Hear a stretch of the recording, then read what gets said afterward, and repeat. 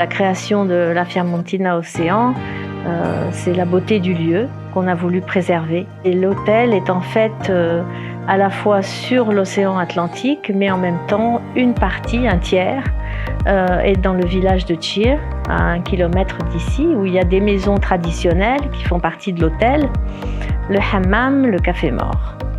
Et pour mettre en valeur les spécificités locales, on invite les clients à aller chez l'habitant dans le village où nous sommes insérés. Nous avons formé les habitantes, parce que ce sont les femmes, qui vous reçoivent chez elles, notamment au petit déjeuner. Et là, vous avez toute la tradition des produits locaux, notamment du nord du Maroc. La véritable particularité de cet hôtel, je crois, c'est véritablement son implication dans la communauté locale, puisqu'on a voulu être présent dans un village pour pouvoir justement grandir ensemble.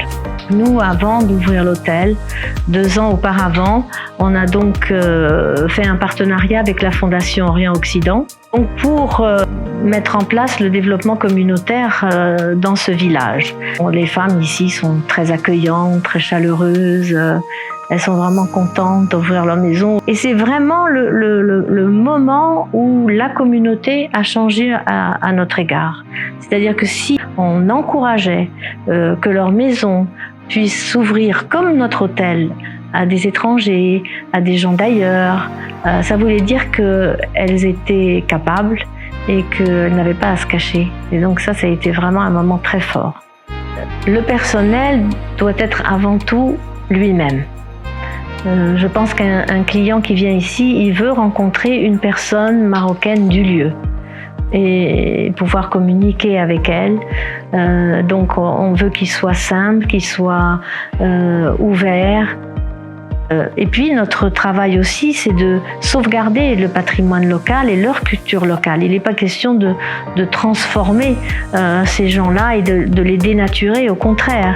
Il est question de justement leur valoriser cette culture et en fait la rendre accessible aux clients pour qu'ils la comprennent et pour qu'ils y adhèrent.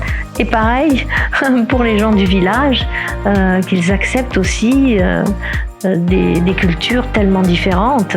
Et ce qui est passionnant justement, c'est ce mélange des deux, cette rencontre, ce partage entre des mondes qui sont diamétralement opposés.